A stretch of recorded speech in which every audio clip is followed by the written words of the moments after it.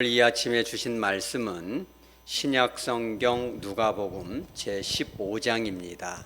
15장 18절부터 24절까지를 다 같이 받도록 합니다.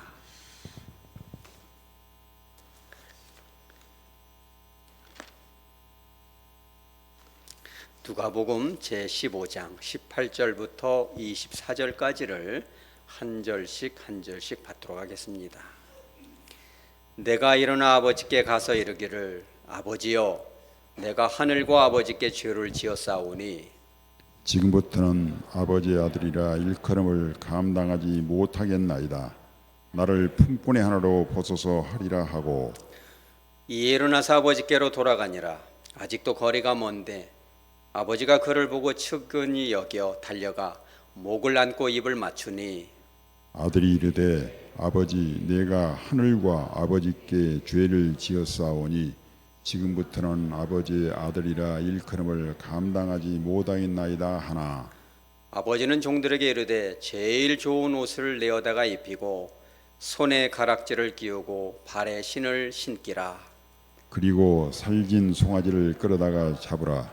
우리가 먹고 즐기자. 다 같이 이 내 아들은 죽었다가 다시 살아났으며 내가 잃었다가 다시 얻었노라 하니 그들이 즐거워하더라. 아멘. 잠깐 기도합니다. 거룩하신 하나님 아버지, 이 귀하고 복된 말씀을 가지고 단위에 섰사오니 오늘 말씀 선포 중에 성령 하나님께서 충만하게 저희들의 마음 가운데 선포하는 입술 가운데 임하여 주셔서 하나님 아버지의 우리를 향한 그 지극한 사랑이 무엇인지 분명히 깨닫고 변화받을 수 있는 축복과 은혜의 시간 되게 하여 주시옵소서. 거룩하신 예수님의 이름으로 기도합니다. 아멘. 이 험난한 시대를 여러 가지로 정의할 수가 있겠지만 어떤 분은 이렇게 표현합니다. 아버지들의 위기의 시대다, 이런 표현을 합니다. 참 아버지로서는 참 슬픈 표현이기도 합니다만은 교육학자들 중에 농담 삼아 이런 얘기합니다. 자녀들이 잘 되려면 세 가지 요건이 필요하다. 첫째는 할아버지의 재력이고, 둘째는 엄마의 정보력이고, 셋째는 뭡니까? 그렇죠. 아이들의 노력이다 라는 관점도 있지만 아버지의 무관심이다. 그러니까 아버지들이 개입하면 할수록 아이들은 어떻게 된다? 엇나간다. 아버지들은 그냥 놔둬라, 이런 거죠. 참 슬픈 것입니다. 왜 그러냐면은 이 청소년들, 자라나는 세대들의 그들의 그 양태, 그들의 고충을 몰라서 그런 거죠. 여러분, 사춘기가 도대체 뭡니까? 봄을 생각한다, 그렇죠? 막 일어나는 거죠. 걷잡을 수가 없는 겁니다. 그러니까 이 사춘기 아이들을 이렇게 옛날식으로, 군인식으로 이것을 잡으려고 하면은 잡을 수가 없다. 반항하게 되죠. 예전에 어떤 아이는, 제가 그런 아이도 봤는데, 아버지가 옛날 방식으로 하려다가 경찰에 한번 출동한 적이 있어요. 아들하고 막 몸싸움이 벌어져 가지고 그 이 베란다 쪽 큰 유리창이 와장창 깨져가지고 아주 난리 법석이 일어났는데, 아들은 아들대로 그 후에 얼마나 죄책감이 들고 아버지는 아버지대로 화가 나고 낙심이 됐겠어요. 관계가 깨지는 것입니다. 그러니 이 시대의 아버지들은 어떻게 되었겠는가? 여러분, 좋은 아버지 되시기 원하십니까? 그러면 어머니들은 오늘 눈 감고 자도 되겠다, 그것은 아닙니다. 그래서 이런 표현이죠. 따라서 어버이, 아버지 노릇 따로 어머니 노릇 따로 있는 것이 아니라 함께 하시기 바랍니다. 자, 그렇다면은 우리가 좋은 아버지가 되기 위해서는 어떠한 이 것을 배워야 되는가? 어떤 분은 그러죠. 이미 애들 다 커버려 가지고 손잡으려 하게 됐는데 이런 설교를 꼭 들어야 됩니까? 들어야 되는 것입니다. 그 이유가 있는데, 첫째는 뭐냐면 이 아이들이 커서 여러분들이 혹시 오늘 설교 듣고 변화가 된다면 장성한 이 자녀들이 애기처럼 돌아갈 것입니다. 그게 뭐냐, 토형이라고 하는데, 어렸을 때 안 받아주다가 사랑으로 받아주면 애기 같은 짓을 해요. 어리석은 행동을 하는 것입니다. 이게 좋은 거예요, 나쁜 거예요? 굉장히 좋은 겁니다. 그런 어리석은 행동을 했을 때 이제라도 아기의 모습으로 우리가 바라보고 따뜻하게 품어주면 그 아이는 신속하게 하나님의 사람으로 성장할 줄 믿으시기 바랍니다. 또 한 가지 오늘 설교를 들어야 될 이유는 뭐냐면, 여러분들의 이 자녀는 잘 못 가르쳤어도 손자만큼은 꼭 성공하시기 바랍니다. 한 번 잘못하고 말아야지 두 번씩 하는 것은 참 미련한 것입니다. 세 번째 이유가 있는데, 이건 뭐냐면 육신의 자녀도 자녀지만 영적인 자녀들이 있는 것입니다. 사춘기 아이들 보면은 막 집에도 안 들어오고 무단결석 같은 거 하잖아요. 여러분 그런 경우 봤어요? 학교에서 전화 와요. 어머니, 아들이 학교에 안 왔답니다. 수업 시간에 나가버렸답니다. 이런 일이 있잖아요. 말을 하고 막 대들고 그럽니다. 막 따지고 듭니다. 자, 그렇다면 이런 사춘기가 교회 안에도 있어요, 없어요? 교회 안에도 있는 것입니다. 무단 결석, 예고 없이 교회로 쏙 빠진다거나 쏙쏙 빼먹고 연락하면 연락을 안 받아버린다거나 예배 드리다가 나가버린다거나 뜯고 달라들고 따진다거나, 그러면 옛날식으로 막 이렇게 해서는 또 안 되잖아요. 여러분, 그럴 때 여러분들 중에 이 구역장이나 구역 인도자들, 교회에서 일반 성도들 중에서도 지도자에 있는 분들, 우리 장로님들, 권사님들, 안수 집사님들, 목회자들은 잘 듣고, 어떻게 하는 것이 정말 이러한 참 뜯고 달라들 때, 무단 결석할 때 이들을 과연 어떻게 해야 되겠는가? 혼꾸녕을 내줘야 되겠는가? 구약의 언약의 말씀을 무섭게 해서 등짝을 후려쳐서 무섭게 해야 될 것인가? 겁을 줘서 이것을 갖다가 틀어 고칠 것인가? 여러분들 오늘 어떠한 아버지가 좋은 아버지인지 깨닫는 여러분 되시기 바랍니다. 첫째는 어떤 아버지냐면 강요하지 않는 아버지인 것입니다. 강요하는 대신 뭘 해야 되겠어요? 우리 따라서 하죠. 감화시키자. 감화시키는 것입니다. 자, 12절을 우리가 한번 다시 읽어보죠. 시작. 그 둘째가 아버지에게 말하되, 아버지여, 재산 중에서 내게 돌아올 분깃을 내게 주소서 하는지라. 아버지가 그 살림을 각각 나눠 주었더니 아멘. 둘째 아들이 와서 그런 것입니다. 원래 유산이라는 것은 어떨 때 주는 거예요? 돌아가실 때 주죠. 그래서 이제 미리미리 여러분들도 이제 적당할 때 유언장도 써두면 좋아요. 왜냐면은 자녀들이 10년, 20년 얼굴 안 보고 살다가 급격하게 친밀해지는 때가 와요. 그게 언제예요? 부모님 돌아가셨을 때. 왜? 유산 때문에 싸워야 되니까. 그러니까 자식들이 쌈 붙이지 마시고 미리미리 가르마를 잘 타놓으시기 바랍니다. 그리고 그런 게 아니어도 서로서로 잘 만나야죠. 그렇죠. 만날 수 있는 토대도 만들어 놔야죠. 어거지로 붙여놓지 말고. 그래서 이제 아버지가 돌아가셔야 이것을 이제 주게 되는데, 이 아들은 어떻게 돼요? 돌아가시지가 않았는데 미리 좀 주시오 말이에요. 이렇게 하는 거예요. 그럼 이런 자녀 보고 우리가 어떤 자녀라고 그래요? 불로 시작하는데 불효자녀다. 순화시켜서 그렇게 표현하는 것이죠.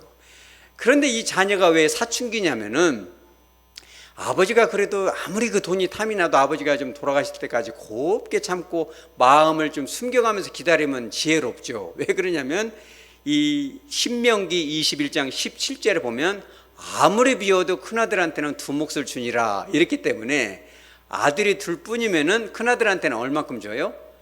3분의 1을 주고 작은아들은 3분의 1을 주는 거예요. 그러니까 100억이면 33억 정도 받는 것이죠. 이 아버지 상당한 재력가 같은데, 큰 돈이에요, 작은 돈이에요? 상당히 큰 돈이. 조금 기다리면 되는데 그것을 못 참고 그냥 받아가겠다는 거예요. 그러면 이게 성경학자들이 공이 동의하는 바가 뭐냐면, 돌아가시기 전에도 이 유산을 받을 수는 있습니다, 법적으로. 그 대신 이 규모가 현격히 줄어드는 거예요. 왜냐하면 어머니한테도 줘야 되고 이걸 하다 보면 많이 갈라지게 되기 때문에 3분의 1이 아니라 어느 정도로 가져가요? 9분의 1 정도로 가져가는 거예요. 완전 줄어버리는 겁니다. 그러니까 이게 이 지적으로 생각할 능력이, 사춘기들은 지적 능력이 잘 돼야 안 돼요? 안 되죠. 성질부터 내고 막 문부터 쾅 들어가고 말이에요. 여러분, 사춘기 자녀들하고 어렸을 때 찍은 사진들을 보세요. 표정이 밝아요, 어두워요? 굉장히 어두워요. 그 아이들도 잘 안 봐요. 저도 그래요. 어렸을 때 찍은 거 잘 안 봅니다. 사춘기 때는 왠지 슬프고 화가 나 있어서 건들면 안 될 것 같아요. 그게 이 시대의 아버지들 불쌍하죠. 왜냐면 애들은 사춘기, 엄마는 뭐예요? 엄마는 갱년기잖아. 이 갱년기는 이거는 또 다른 주제를 한번 제가 또 찾도록 하겠습니다만은 여기서 말하면 설교가 길어지니까 불쌍하죠. 그러니까는 이 자녀는 이 지적으로 이 사고가 안 되니까 얼른 아버지로부터 좀 벗어나고 싶다. 이게 아버지가 좋아요, 안 좋아요? 아버지가 미운 거죠. 그러니까는 이거를 돌라고 하니까 아버지 입장에서는 기가 막히죠. 그러면 교회에서 어떻게 해야겠어요? 이런 성도가 나오면은 보통 이제 이렇게 목사님들이 이렇게 할 수가 있죠. 뭐 겁을 준다거나 지금 가면 재앙을 만난다. 이게 이제 이단 사이비들이 쓰는 수법인데 교회를 떠나면 재앙이 임할 것이다. 그래가지고 가스라이팅을 잔뜩 해가지고 겁을 준다거나 아니 읍수를 해가지고 굉장히 복을 받을 찬스인데 이것을 놓치면 되겠느냐 해가지고 얼러서 안 되면 겁을 주거나 이렇게 해서 강요를 할 수가 있어요. 자, 이때 아버지가 근데 어떤 방식을 써요? 하나님 아버지가 군소를 하는 것이 아니라 그 살림을 각각에게 어떻게 했다? 나누셨다. 협박을 할 수도 있고 겁도 줄 수 있고 강요도 할 수 있는데 여러분들도 여러분들의 손자들, 자녀들 그리고 여러분들의 구역원들을 강요는 하지 마시기 바랍니다. 감화시키시기 바랍니다. 강요해서 겁줘서 하게 할 수는 있어요. 얼마든지 이거 안 나오려는 사람을 강제로 겁을 줘서 막 벌 받는다 이래가지고 데리고 나올 수는 있는데 그렇게 애기들을 키우면 그 아이들이 뭐가 돼요? 굿보이 신드롬이라는 것이 있어요. 착한 아이 증후군에 빠져요. 그러니까 그 아이들은 자기 마음속에 있는 것을 표현을 못하고 이렇게 하면 버림받는 거 아니야. 그러니까 엄마 아빠들 중에서 애들을 다루기 위해서 말을 안 들으면은 큰아이가 말을 안 들으면 작은아이한테 엄청 좋은 걸 줘버려. 보는 앞에서 옷도 더 좋은 옷을 사줘버리고 큰아이는 애써 외면해가지고 인사민서도 안 받아버리고 그런 부모 있어요 없어요? 있다니까. 그래가지고 큰딸이 큰아들이 보기에는 작은아들이 보기에는 이러다가 이쁨 받는 건 커녕 버림받는 거 아니야. 그래가지고 마음속에 하고 싶은 말을 못해요. 억지로 꾹꾹 참아서 착한 아이처럼 행동을 해요. 그거 좋은 거 안 좋은 거예요? 하나 안 좋은 거예요. 교회 안에서도 그래요. 어거지로 앉혀놓을 수는 있습니다. 어거지로 비틀어서 신앙의 행위를 할 수도 있고 어거지로 사명을 맡길 수도 있어요. 물론 힘들면 해야 되겠죠. 그러나 그것은 몸만 와 있을 뿐 어느 순간에는 더 폭발적으로 큰 사고를 칠 수가 있는 거예요. 그래서 굿보이 신드롬에 걸린 아이들 중에 40쯤 되고 쉬운쯤 먹으면은 큰 사고들을 쳐요. 교회 안에서도. 해서는 안 될 일탈을 한다거나 생각지도 못한 이런 일들을 하게 돼요. 왜 그래요? 뭐가 다시 돌아왔다? 사춘기가 돌아온다. 그러니까 이런 거 하지 마시기 바랍니다. 여러분 감화시키시기 바랍니다. 도대체 감화라는 게 뭐예요? 감화. 이렇게 이 도발적인 행동을 하잖아요. 그러면 감화시키시기 바랍니다. 저도 깜짝이나 놀랐습니다. 이런 돌발적인 행동을 하면 감화를 시키는데 이 감화라는 단어가 이 감자가 어떤 감자냐면 느낄 감자. 이 화자는 뭐냐면 변화될 화자인데 사람이 변화되는 것은 어떻게 변화가 된다? 느껴져야 변화가 되는 거예요. 강요해서는 변화가 안 돼요. 하는 신용은 할 수 있겠죠. 교회는 나올 겁니다. 찬양도 하고 헌금도 하고 교육도 받을 수는 있지만 변화는 안 되는 거예요. 여러분들의 자녀들을 손주들을 우리 하백의 권속들을 감화시키시기 바랍니다. 그러니까 찬송가 212장 2절에도 그런 말이 나오잖아요. 뭐라고 나와요? 인자한 말을 가지고 사람은 어떻게 한다? 감화시키며 갈 길을 잃은 무리를 잘 인도하게 하소. 하나 기도잖아요. 여러분 구역 인도자들, 구역장들도 우리 장로님들도 꼭 그렇게 하시기 바랍니다. 내가 어떤 직분에 있고 어느 위치에 있다 해서 내가 지도하고 케어하는 사람들에게 내가 막 구역장이니까 해야지 막 허쇼 이렇게 힘으로 물어붙인다거나 권위적으로 하거나 만약에 그게 맞다면 오늘 성경 본문의 아버지도 다리를 막 비틀어서라도 너 이놈 자식 어디서 이런 버르장머리가 없냐 부르자식 아니냐 혼내서 못 가게 해야 하잖아요. 얼마든지 이 아버지는 몸뚱들을 시켜서라도 못 가게 하고 혼을 내주고 때려서 못 가게 할 수도 있는 거예요. 그러나 그렇게 해서는 변화되지 않는다는 걸 알죠. 어떤 분은 그러죠. 그러면은 이 자녀를 망치는 거 아닙니까? 아닙니다. 이 아버지는 이 아이가 여기까지 올 때까지 충분하고도 필요한 만큼 이미 말씀으로 다 교육이 끝난 거예요. 다만 이 아이는 아무리 붙들어 둬봤자 그런 아이를 강요해서 붙들어 매면 도망가요, 안 가요? 도망가죠. 그런 것 보고 뭐라고 그래요? 밤에 도망가는 거 보고 야반 도주다. 그러니까 붙들려야 붙들 수도 없고, 그러니까 보내는 거예요. 어쩔 수가 없으니까 마음으로, 그렇죠? 마음으로 그 아이를 감화시키는 거죠. 자, 두 번째는 뭐냐? 우리 따라서 하죠. 믿고 기다려주자. 여러분들 중에 이 가문 중에 이 말썽꾸러기들이 혹시 있습니까? 우리 교회에는 혹시 그런 분들 없습니까? 그럼 여러분들 믿고 기다려주시기 바랍니다. 기다리는 거예요. 아니, 더 이상은 못 기다립니다. 이럴 수도 있겠죠. 그러나 하나님 아버지는 20절에 어떻게 해요? 우리 다 같이 시작. 이에 일어나서 아버지께로 돌아가니라. 아직도 거리가 먼데 아버지가 그를 보고 측은히 여겨 달려가. 거기까지 잡아요. 아직도 거리가 먼데 이제 아들이 돌아옵니다. 저 멀리 이제 아들이 비쩍비쩍 추레한 모습으로 오고 있을 때 아버지가 그걸 어떻게 해요? 얼른 알아차립니다. 멀리서 오는데 그걸 알아차린 건 뭐예요? 그렇죠. 아들이 이제나 오나 저제나 오나 기다리는 겁니다. 그죠? 기다리는 거죠. 마음은 막 전화도 오고 싶고, 저도 그래요. 막 전화도 오고 싶고 어떻게 사는지 궁금하지만 우리 따라서 참자. 참는 거 자꾸 전화했었고 그러면은 그거 되겠어요. 아들이 보고 싶을 때까지 기다리는 거죠. 절제하는 겁니다. 그런 거죠. 어떤 마음으로? 믿어주는 마음으로. 그래서 고린도전서 13장 4절에 그러죠. 가장 중요한 이 성경 중에 성경, 그러죠. 성경의 핵심인 사랑을 가장 잘 표현한 고린도전서 13장에 보면은 이런 말씀이 나오죠. 사랑의 여러 가지 양상을 보여주는 그 첫째가 뭐예요? 사랑은 어떻게 한다? 우리 따라하죠. 오래 참고. 여러분 오래 참으시기 바랍니다. 참다 폭발한다. 너 임자식 아빠가 이제 참았으니까 이제 폭발력이 커졌다. 와장창. 여러분 그러지 말고 오래 참으시기 바랍니다. 기다려줄 수 있는 저와 여러분 되시기 바랍니다. 여러분도 담임 목사님에서 그렇게 기도해 줘야 돼요. 목사님도 화날 때 있어요, 없어요? 있겠죠. 그럼 막 참았다가 막 설교 시간에 막 팍 터뜨리고 그렇게 설교하는 분들도 있어요, 없어요? 하다 보면 그럴 수가 있지만 우리 목사님만큼은 그러지 않도록 여러분 기도해 주시기 바랍니다. 사랑은 어떻게 한다? 오래 참는 거예요. 그러니까 자녀들이 볼 때 아빠가 엄마가 오래 참고 있구나, 이를 악물고 오래 참다가 언젠가는 터지겠구나, 엉덩이를 볼기를 맞고 나야 다리 뻗고 잘 텐데 언제 터질까, 이렇게 오래 참는 것이 아니라 자비로운 오래 참음, 믿어주는 오래 참음이 여러분의 것이 되시기 바랍니다. 세 번째는 뭐냐면 이것입니다.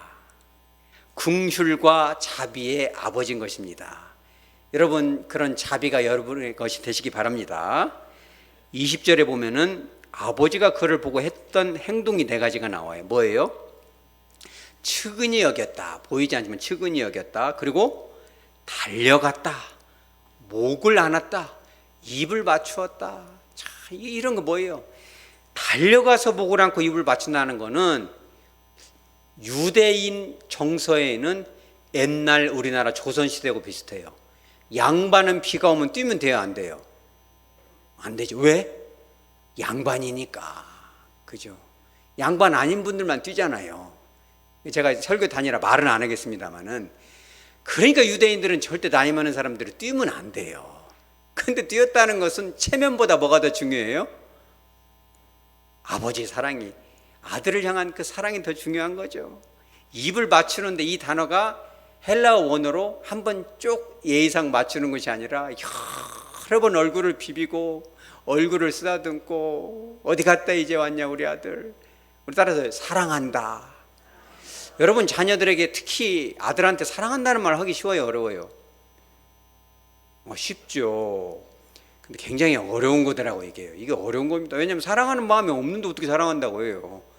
서로 그냥 냉랭하고 그냥 아들하고는 할 말이 별로 없잖아요. 그래 뭐 사랑합니다 그러면 막 두드러기는 하는 것 같고 그 힘들잖아요. 그러니까 여러분 그런 사랑을 표현하시기 바랍니다. 아니면 금식이라도 좀 하세요. 하나님 아들만 보면 성이 가신데 사랑은커녕 속이 상합니다. 사랑의 마음을 부어 주시옵소서. 그럼 하나님 사랑 줄까 안 줄까요? 다른 사람은 다 주네. 너는 주기가 어렵겠구나. 하나님이 어디 그러시겠어요? 얼른 주시겠죠. 주실 줄 믿으시기 바랍니다. 그러니까 그런 사랑을 듬뿍 주니까 아버지가 그 아들 보니까 아버지의 행색이 어때요? 먹을 것을 못 먹고 돼지 먹이를 먹을래야 먹을 것이 없으니까 얼굴은 쏙 들어갔고 선크림을 못 발랐는지 얼굴에 지미는 꼈고 머리는 막 아주 그냥 그렇죠. 행색이 그냥 거지는 그냥 거지 중에서도 어떤 거지? 이것도 상중하가 있잖아요. 그러니까 그걸 보니까 이제 보통은 아니지만 어떤 분들 이런 분들 있죠. 꼭 너 닮은 딸 낳아서 키워라니? 여러분 그런 말 해봤어요? 안 해봤어요? 그런 말을 한다거나 잘 됐다 꼴 좋다 내가 그러니까 가지 말라고 하지 않더냐 그러니까 아빠가 그때 그러라고 하지 않 여러분 그런 말 해봤어요? 안 해봤어요? 생각은 해봤지만 하지 마시기 바랍니다. 생각으로 그쳐야지 그 말하면 이제 관계가 깨지는 거예요. 또 이런 아버지는 우리 교회는 없는 걸로 제가 알고 있는데 야 나가라 나가 얼굴 보기 피곤하다 너는 내 자식 아니니까 내 아들은 그 옛날 유산 받고 갈 때 죽었어. 여러분 그런 말도 하는 사람이 있어요 없어요? 상담sek에 들어가보면 그런 사람도 있습니다. 여러분 절대 그러지 마시고 측은히 여기는 측은지심이 여러분의 것이 되시기 바랍니다. 그러니까 이 왜 측은한 마음이 드냐면 그들이 어떤 사람이니까 그래요? 따라서 사춘기 때는 그럴 수밖에 없어요. 물론 뭐 사춘기가 벼슬이어 가지고 막 어떤 애들은 그런 애들도 있어요. 선생님은 사춘기 없었어요? 막 무단결석 하면서 사춘기 때는 다 그런 거 아니에요? 이러면서 뭐 벼슬인 양 막 그렇게 마음대로 행동한 그것은 잘못됐지만 사춘기는 정말 그럴 수밖에 없는 이유들이 여러분 있어요 없어요? 있는 것입니다. 왜 그러냐면 사춘기 때는 그 마음이 행복할 수가 없어요. 행복하려면 어떤 호르몬이 나와야 돼요? 세로토닌이라는 아주 유명한 호르몬이 나와야 되는데 우울증 환자들 피 빼보면 세로토닌이 떨어져 있어. 그래서 세로토닌이 높아지는 약을 먹으면 행복이다. 한 알만 먹어보면 알아요. 한 알만 처방내서 먹어보면 그렇게 행복할 수가 없어요. 죽고 싶은 마음에 저 멀리로 가요. 그런데 불행하게도 사춘기 아이들은 세로토닌 혈중 농도가 40% 이상 감소가 돼요. 그 사춘기 아이들 사진 찍어보면 대부분 다 표정이 없어요. 그래요? 호르몬이 떨어지니까. 그건 누구 책임이에요? 그 아이 책임이 호르몬 책임이에요? 호르몬 책임이 상당 부분 있는 거예요. 그러니까 그런 아이들한테 행복을 하니 사진 찍으면서 안 웃냐 막 이렇게 잡아당기고 막 김치 치즈 막 우격다지면 웃음이 나와요 안 나와요? 안 나와요. 그런 물정을 좀 알아야죠. 뿐만 아니라 특히 남자 같은 경우는 테스토스테론이라는 남성 호르몬이 격정적으로 올라갑니다. 얘네들이 어디를 건드려요? 편도체라는 변형계의 특정 부위를 건들면요 어떤 성향이 일어나요? 공격성이 일어나요. 그러니까 특히 사춘기 남자아이들은 문 닫을 때 소리가 어째요? 굉장히 커집니다. 그걸 갖다가 말이죠 아버지한테 네가 불이 막 심으구나 막 이러면서 버르장머리 없다고 막 귀를 잡아당기고 여러분 혹시 장로님 중에 우리 안수 집사님 중에 그럼 되어야 안 되어요? 여러분 교회에서도 특별히 그러지 마시기 바랍니다. 내가 장로인데 내가 구역장인데 내가 목사인데 그래가지고 어이 뭐 그러냐면서 막 새 가족들을 막 이렇게 무섭게 한다고 여러분 그러면 안 되는지 믿으시기 바랍니다.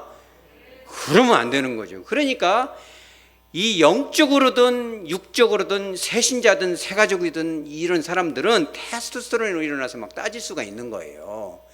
그래 그런 물증을 우리가 좀 알아야죠. 또 뭐가 있어요? 도파민 레벨이 확 올라가요. 이 도파민이 도대체 무슨 호르몬이에요? 즐거움과 쾌락을 추구하는 호르몬인데 이것이 올라가면은 뭘 주로 많이 하면은 위험한 스포츠 같은 걸 많이 해요. 그래갖고 막 그 번지 점프 같은 거 이런 거 해야겠어 안 해야겠어요? 막 절벽에서 막 밧줄 다리에다 묶고 팍 떨어져. 저는 절대 그런 거 안 합니다. 그러다 심장마비 오지 않겠어요. 그러니 막 그런 것은 진짜 저는 한 억만금 쳐도 그런 건 안 할 거예요. 왜냐면 하다가 죽을 수가 있잖아요. 겁이 납니다. 그런데 도파민이 올라가면 막 자전거 타고 막 고속도로로 들어가 버린다거나 막 한해 위험하죠. 제가 한번 불러서 물어봤어요. 오토바이 타다가 다리가 분절해진 애한테 물어봤더니 왜 그러냐 그랬더니 너무너무 행복하대요. 이게 도파민이 올라가는 거죠. 가지고 너 그러다 죽으면 어쩌려냐고 그러냐 그랬더니 죽어도 좋대. 그것이 너무 행복하대요. 그러니까 왜 그래? 그거 누구 책임이에요? 도파민 책임인 거예요. 그러니까 여러분 그런 걸 좀 이해하시기 바랍니다. 사춘기가 조금 이해가 돼요? 아니요, 덜 이해했어요. 왜 그러냐면 사춘기 애들 잠을 자요, 안 자요? 잠을 안 자. 아침에 깨우려면 힘이 들어야 안 들어요? 힘이 들어. 이것도 그 아이들 책임은 전적으로 그 아이들 책임은 아닌데 왜 그러냐면 잠을 자려면 이 신경 전달 물질은 멜라토닌이 나와야 돼. 미국 같은 데서 그걸 영양제 같이 막 팔고 그러는데 이 멜라토닌이 분비가 돼야 잠 좀 자야 되는데 평균적으로 1시간에서 2시간, 많게는 3시간, 4시간까지 멜라토닌 분비 시간이 더 늦춰져요, 이게. 잠이 와요, 안 와요? 안 와. 그러니까 그런 아이도 도파민이 일어나서 중독이 빠지기가 쉬운데 막 밤잠 안 자고 막 컴퓨터를 두드리니까 아버지가 보기에 성질이 어떻게 돼요? 성질이 나버리죠. 막 문을 발로 차고 이런 아버지도 있어요. 상담하다 보면. 근데 그 아이들은 잠을 잘래야 잠이 안 와. 왜? 멜라토닌이 안 나오니까. 그러니까 아침에 잠을 깨울 때 엄마들이 힘이 들어야 안 들어요? 들죠. 그럼 막 학교에서 전화 오죠. 어머니 아들이 학교 안 왔어요. 여러분 그런 전화 받아봤어요? 그럼 막 쫓아가야죠. 막 이러면 이제 내가 퇴근하면 가만 안 놔둬야지. 그러나 이 책임은 누구 책임이에요? 멜라토닌 책임이잖아요.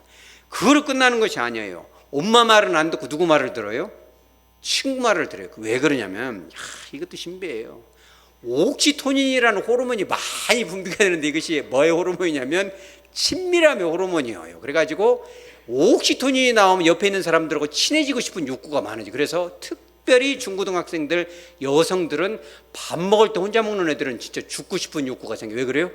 친해지고 싶은 이런 것이 있거든요. 그러니까 왕따에 걸린 애들은 옥시토닌이 분비돼서 친해지고 싶고 같이 어울리고 싶은데 그걸 못 하면요 너무너무 괴로운 거죠.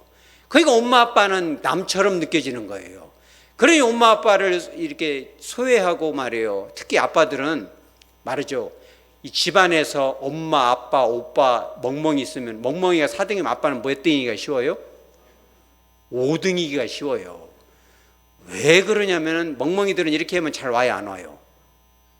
애기들한테 막 비비고 잘하는 아빠는 그런 걸 해줘요, 안 해줘요? 아빠는 안 해주잖아요. 멍멍이도 다 해주는 걸 아빠는 그걸 몰라가니까 안 해주잖아요. 그러니까 아빠는 소외되기가 쉬운데 그것은 애기 책임이요, 누구 책임이에요? 옥시토닌 책임이 되는 거예요. 그런데 결정적으로 이게 뭐가 있냐면 호르몬 신경 전달 물질은 이건 예고편이고 이 뇌 구조가 전반적으로 리모델링이 들어가 버려요. 우리 교회도 리모델링이 쫓게 필요해요? 필요하죠. 지금 여기저기 리모델링들이 들어가고 있는데 이게 어떤 분들은 막 다 부시고 새로 지어버리는 게 낫지 않습니까? 성질급하면 그렇게 나올 수도 있고 리모델링이 이게 보통 일이 아닌 거예요. 그런데 청소년들은 12살 아래 넘어가면은 특히 이 뇌 중에서도 앞에 있는 전두엽, 그 중에서도 전두엽, 프리프론탈 로브 그 부위가 완전 리모델링이 돼요. 왜 리모델링이 필요해요? 전두엽에서 인간적인 생각과 사고, 자기 반성, 고민이 다 여기서 일어나는 거예요. 그러니까 이제 어른이 되려면 리모델링이 돼야 되는데 뇌 세포들은 왕창 만들어지는데 이 세포들이 다른 부위하고 연결이 안 돼 있어요. 그러니까 뇌가 막 혼란에 빠지니까 그러니까 이 전두엽의 기능을 못하고 완전 이 본능적인 감정적인 부분인 편도체 그라니도 테스토스테론 때문에 예민해져 있는데 거기가 감정과 행동의 결정을 맡아버려요. 그리고 애들이 대들어요, 안 대들어요? 그러니까 애들이 대드는 거는 그 아이 책임이에요, 뇌 책임이에요? 100%는 아니지. 자, 그러면은 교회에 온 지 얼마 안 된 분들이 때로는 문제를 일으키고 대들고 무단결석하고 뜬금없는 일을 하고 하는 거는 그분들 책임이에요, 호르몬 책임이에요? 영적 호르몬 책임이죠. 호르몬의 이름은 뭐예요? 마귀, 사탄. 정착이 안 된 상황에서 세포들은 많고 할 것은 많은데 연결이 안 되고 친해지지가 않은 상황에서 자꾸 이거 해라 저거 해라 성가시럽게 하고 이거는 해라 하지 말라 그러니까 피곤하고 따지고 싶고 대들고 싶고 이 교회는 왜 이러냐 이런 의문이 생겨요, 안 생겨요? 여러분 그럴 때 따뜻하게 보듬어 주시기 바랍니다. 그러니도 사춘기 아이들은 하루하루 생존하는 것이 힘든 거예요. 저도 오늘 설교 준비하면서 사춘기를 이미 지나서 그때 좀 잘해줬을 것을, 그때 사진 찍었을 때 애들이 피곤한 표정 보고 막 놀려먹고 그랬거든. 야, 네 표정 좀 봐라, 네 표정 좀 봐라. 따라서 회개하자.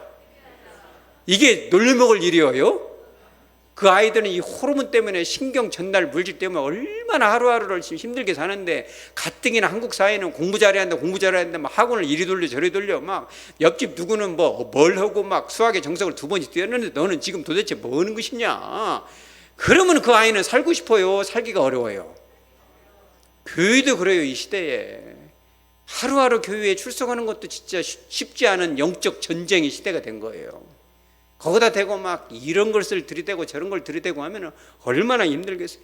그러니 오늘 영적인 아버지는 그런 물정을 다 알고 자비로운 마음으로 그런 걸 다 이해하고 나니까 측은히 여기는 마음이 든 거예요. 이 측은히 여긴다라는 단어가 이 그리스어로 스플랑크니조마이라는 단어인데, 스플랑크 창자라는 뜻이거든요.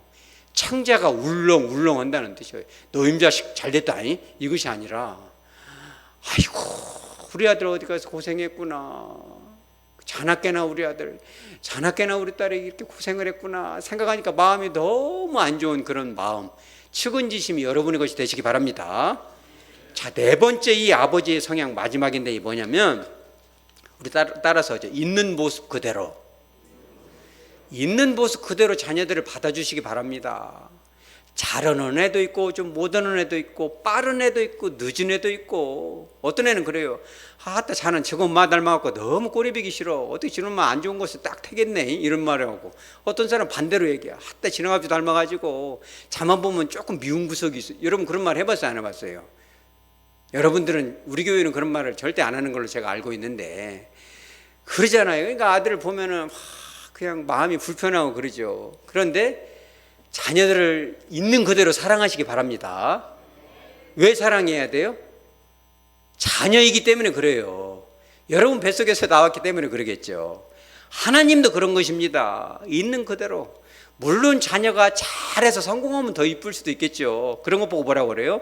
벼슬을 크게 하거나 성공해서 고향에 돌아온다, 금유한양이다, 금으로 막 둘러서 온다, 그런 뜻은 아니고 비단 금자 써가지고 벼슬을 했다, 그런 뜻인데, 그런 아들은 내 아들이고 말찌되면 내 아들 아니고, 그것이 아니라 내 자녀이기 때문에 내가 선택하진 않았지만 하나님도 그런 거예요.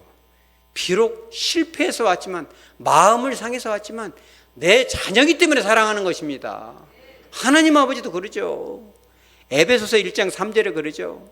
하나님은 하늘에 있는 모든 신령한 복을 저와 여러분에게 주셨어요. 에베소서 1장 4절에 우리를 어떻게 했다? 예수님 안에서 선택했다. 하나님의 구원받은 천국 백성으로 선택했다. 아마 제가 하나님 같았으면 그럴 것 같아요. 전도를 잘하나 안 하는가 봐갖고 선택을 한다거나, 딱 봐갖고 시킨 대로 지령을 착착착 잘하는가 선택을 한다거나, 이렇게 해가지고 잘 보고도 하고 잘 이렇게 해가지고 이런 사람을 후불르다가 잘 하면은 선택을 하지, 조건 없이 선택하지는 않거든요. 근데 하나님은 어떻게 선택해요? 우리 따라서 하죠. 창세 전에 선택은 이미 결정이 난 거예요. 이쁘면은 선택하고 미우면 쳐내고, 그런 것 보고 뭐라고 그래요? 율법주의라고 하죠. 내가 뭘 어떻게 잘하냐에 따라서 복도 받고 구원도 받고 하는 것은 율법주의인 것이에요. 하나님은 그렇지 않습니다. 하나님이 선택했다는 것을 다시 한번 반복해서 에베소서 1장 5절에 뭐라고 해요? 우리를 예정했는데 어떻게 예정했어요?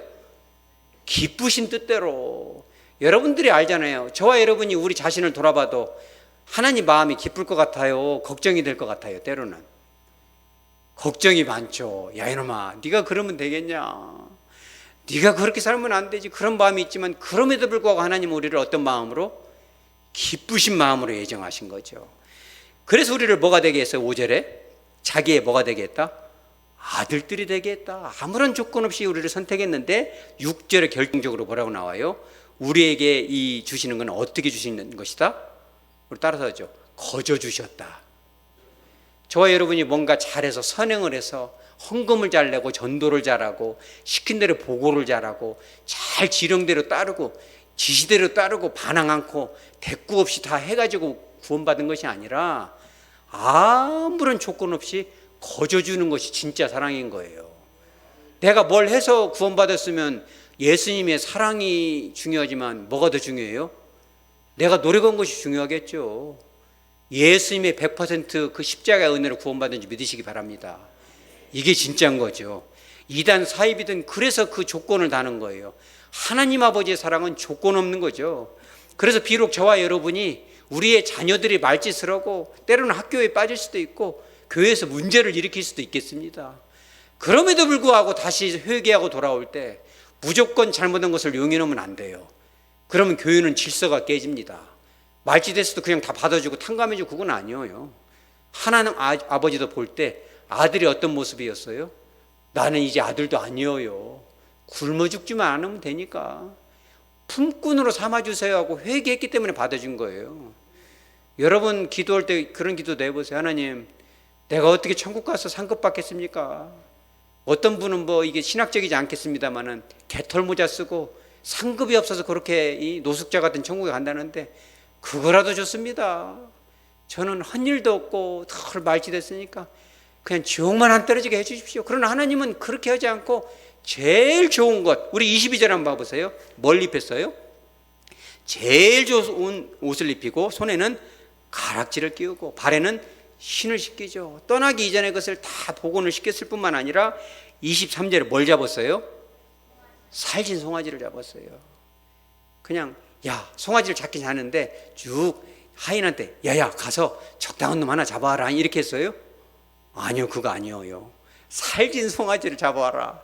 이 그리스어를 보면은 참 재미난 게 뭐냐면 톤 모스콘, 톤 시티톤. 이 톤이란 게 뭐냐면 영어로는 더예요. 더를 몇 번 썼어요? 2번이나 쓴 거예요. the calf, the fatted 2번 썼어요. 그 기름진 거, 그 송아지 잡아라. 왜 그거 들어갔어요?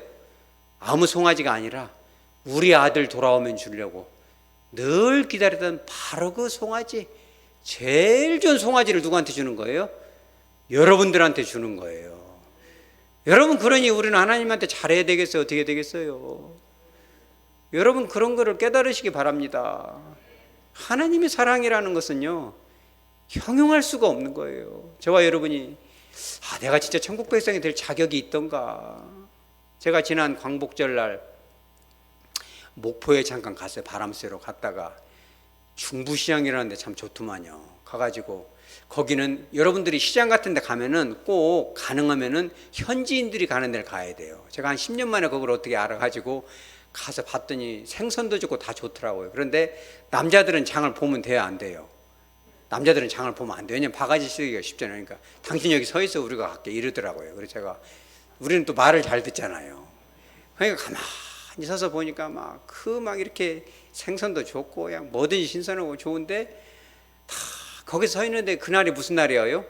광복절이잖아요. 그래서 가만히 생각해서 오늘 설교 아버지의 그 사랑, 다른 사람들은 탕자의 비유라고 하지만은 저는 이렇게 표현해요. 하나님 아버지의 사랑에 대한 비유다. 하나님 아버지는 어떤 사랑인가, 이거를 가만히 묵상하는데 이제 선글라스를 꼈으니 망정이지 눈물이 나요. 제가 찬송가 하나를 속으로 불렀어요, 마지막. 왜냐면 그날 말하자면 억수같이 비가 와가지고 소리가 안 들리니까 뭘 부르냐면 내 구주 예수를 더욱 사랑, 내 구주 예수를 더욱 사랑. 그거를 한 3번쯤 부르는데 생각지도 모르게 막 가슴이 덜덜 떨리고, 주님이 나를 이렇게 사랑했구나. 우리 성도들에게 이제 하나님 아버지의 사랑에 대해 설교할 텐데, 나 같은 죄인 지옥에 가도 12번 갔을 나 같은 놈을 설교자로 세워준 것이 얼마나 큰 은혜인가. 세상에 그렇게 감옥같이 인생을 사는 나를 광복을 시켜주고 해방을 준 주님의 그 십자가 보혈이 없었던 날 어떻게 설교자로 쓰임받을 수 있었던가. 이 설교하는 것이 보통 힘든 일은 아니지만 전심을 힘들어도 내가 이걸 해야 되겠구나. 주님 사랑합니다, 이게 찬양을 하는데 선글라스를 꼈으니 망정이 눈물이 그냥 마음이 촉촉해져. 여러분, 그 사랑으로 변화되시기 바랍니다. 하나님의 사랑을 우리를 감화시키는 거예요. 그 사랑이. 왜? 그 사랑이 느껴지니까. 우리도 그런 사랑을 느꼈다면 여러분들의 자녀들, 손자들에게도 사랑으로 감화시키시기 바랍니다. 교회에서 때로는 일탈할 수도 있어요. 교회의 어떤 정서를 잘 모르니까. 왜? 교회 다닌 지 얼마 안 됐으니까. 그렇죠? 무단 결근을 할 수도 있겠습니다. 그런 혼을 내지 마시고 자상하게 따뜻하게 하나씩 가르쳐 주시기 바랍니다. 어떤 분은 그러죠. 저는 안 됩니다. 유교적으로 이렇게 커가지고 안 돼요. 저는 알고 보면 조선시대 사람이라니까요. 여러분, 그런 말이 맞아요, 들려요? 완전 틀리죠. 왜 그러냐면 역사학사 중에 유명한 분이 백승종 교수라는 분이 있는데 그분이 아주 유명한 책을 썼어요. 조선의 아버지들이라는 책을 썼는데 이 책이 우리가 다시 찾아야 할 진정한 아버지 다움에 대한 책인데 12명에 대해서 이거를 썼어요. 이제 이것은 내려주시고 제가 딱 하나만 소개해드리면 퇴계 이황이 어떤 아버지냐면, 제가 왜 이 얘기를 하냐면 진짜 성경적인 오늘 성경 본문의 아버지더라고요. 퇴계 이황이 일방적으로 지시하거나 명령하지 않았대요. 감화시키죠. 자기보다 낮은 이 하인들에게도 절대 반말로 함부로 하거나 억압하지를 안 했다는 거예요. 또 뭐가 있냐면 자식이 잘못을 저질러도 함부로 야단치지 않고, 우리 따라서 거듭에서 조용히 타이르고 훈계했다. 어디에다 방점을 두냐면 혼내고, 여러분 혼내면 마음이 어떻게 돼요? 막 화를 내고 나면 내 마음이 시원하잖아요. 매로 때리고 나면은 딱 때리고 나면 어때요? 마음이 통쾌할 수가 있잖아요. 그러면은 누구 입장에 중점을 둔 거예요? 때리는 사람, 혼내는 사람의 마음에 중점을 둔 건 퇴계양의 이런 고백을 했어요. 자녀를 가르칠 때는 자녀 스스로가 잘못을 스스로 깨닫는 데 중점을 두었다, 이렇게 표현했어요. 뿐만 아니라 집안에서는 결코 큰 소리가 나는 밥이 없었고 화목했다. 그리고 꼭 하고 싶은 말이 있을 수가 있잖아요. 그 집도 큰아들이 말을 안 들었어요. 그렇게 공부 좀 가르치려면 공부 안 하고 뺀돌 돌아다니고, 이 책을 읽으면 그런 말이 나와요. 그러니까 꼭 할 말이 있으면 아버지들이 어떻게 해야겠어요? 데려다 놓고 앉혀놓으면 뭔 말이 나와요? 화가 나잖아요. 말하다 보면 더 화가 나잖아요. 그러니까 이 퇴계여왕은 뭘 썼어요? 이렇게 따라서 편지. 여러분 오늘부터 편지를 좀 쓰시기 바랍니다. 왜냐하면 말은 막 나가지만 편지는 이 기록이 남잖아요. 영원 묵은토록 남잖아요. 그러니까 조심을 하는 것입니다. 잘 다듬어서. 그래서 제가 오늘 이 편지를 한번 읽어드리고 싶은데 시간 관계상 다음에 읽어드리고, 편지로 쓰니까 그 아들이 그거를 읽고 변화되고 감화되고 했다는 것입니다. 자, 오늘 말씀을 정리합니다. 이 시대의 아버지들은 참 살기가 힘든 시대가 됐어요. 왜? 아버지는 과연 어떤 존재인가? 반려견보다도 이 주목받지 못하는 아버지가 아닌가? 화를 낼 수도 없고 감정이 따라갈 수가 없고 자상함이 따라갈 수가 없고 뭔 일 있으면 다 엄마하고만 상의하고 소외감이 느껴지잖아요. 그러지만 오늘 말씀을 통해서 자녀들과 더 친밀해지시기 바랍니다. 네 가지를 말하는, 첫째는 뭐예요? 강요하는 대신 뭘 한다? 감화시키는 여러분 되시기 바랍니다. 삶을 통해서, 표정을 통해서 감화시키고, 두 번째는 믿고 어떻게 한다? 기다려주는 여러분 되시기 바랍니다. 마음으로 기도하는 거죠. 저 녀석이 언젠가는 철이 들겠지, 언젠가는 돌아오겠지, 표정 관리하면서 억지로 참지 마시고 사랑의 마음을 구하는 것입니다. 세 번째는 어떤 아버지예요? 궁휼과 자비의 아버지다. 야, 이놈 잘됐다, 이놈 혼 좀 나봐라, 너 같은 아들 낳았더니 잘 됐구나, 이러지 마시고, 아이고 아들아, 얼마나 사춘기가 힘들다고 하는데 우리 목사님한테 오늘 좋은 공부 배웠단다. 여러분들 연세 있는 분들도 잘해줄 테니까 좀 외우세요. 이 사춘기가 막 물이 돋은 그 손자들이 있으면 막 표정이 어둡고 그러잖아요. 그러면 야, 세로토닌이 부족하구나, 야, 테스토스테론이 얼마나 이 테스토스테론이 나쁜 놈이다, 이러면서 하면 안 되고, 마음으로만 하면서 야, 네 전두환은 복잡하자 이러지 마시고 마음으로만 품고 힘들게 사는구나. 여러분 교회 안에서도 꼭 그렇게 하시기 바랍니다.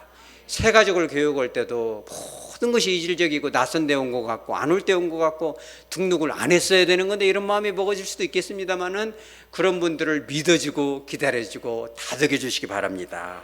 마지막 네 번째는 어떻게? 있는 그대로 사랑하시기 바랍니다. 그 이유가 뭐예요? 그가 나의 누구이기에? 자녀이기에. 그럴 수만 있다면 그런 자녀는 나를 배신해야 안 해요. 절대 배신하지 않습니다. 그와 같은 하나님 아버지의 마음이 저와 여러분의 마음이 돼서 정말 나도 모르게 반항을 하고 나도 모르게 삐뚤어지고 싶고 이런 자녀들을 감화시켜서 그런 자녀들을 인자한 말로 감화시켜서 하나님 품으로 인도할 수 있는 저와 여러분들의 가정과 가문, 우리 하백교회 공동체에 되어지기를 주 예수 그리스도의 이름으로 축복합니다. 아멘.